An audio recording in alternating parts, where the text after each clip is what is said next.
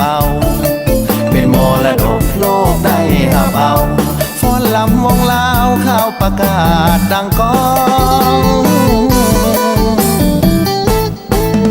ยังมีปุษนิยสถานที่เป็นมิ่งขวัญมีให้ท่านเที่ยวสมใจปองวัฒนธรรมที่งดงามโลกย่อย่อง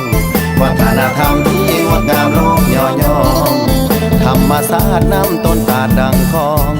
ได้เห็นแล้วต้องพาให้ซึ้งใจสบายดีสบายดีนี่คือคำตั้งกล่าวต้อนรับแขกต่างดาวเข้ามาจากแผ่นแดนไกลดินแดนล้านช้างมีหลายอย่างที่น่าหลงไหลดินแดนล้านช้างมีหลายอย่างที่น่าสนใจแต่เนื้อหอไตมีให้ท่านเที่ยวชมเอา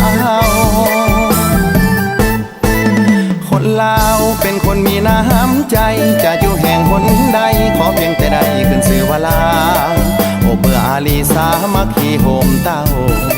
โอเบื่ออาลีสามัคคีโฮมเต้ามีหลายอันยังบ่ทันได้กล่าวให้ทุกท่านเจ้าเห็นด้วยตน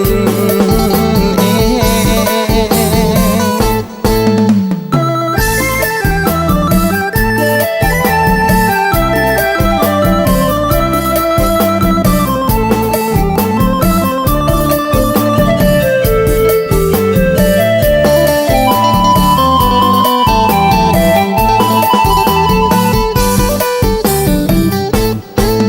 เสียงแคนแดนดอกจำปาแค่น้ำบอกว่าสอปปลาเป็นมรดกโลกได้หับเอา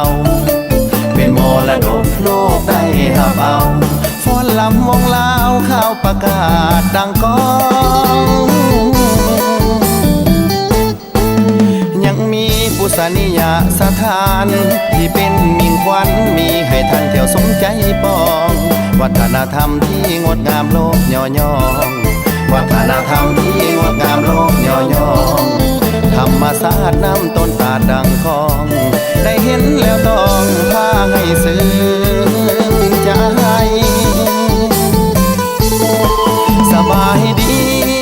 สบายดีนี่คือคำตั้งกล่าวต้อนรับแขกต่างดาวเข้ามาจากแผ่นแดนไกล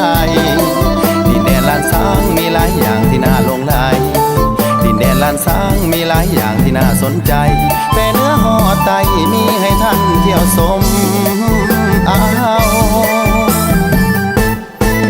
คนลาวเป็นคนมีน้ำใจจะอยู่แห่งหนใดขอเพียงแต่ใดขึ้นชื่อว่าลาวโอเบื่ออาลีสามัคคีโฮมเต้าโอเบื่ออาลีสามัคคีโฮมเต้ามีหลายอันยังบ่ทันได้กล่าวให้ทุกท่านเจ้าเห็นด้วยตน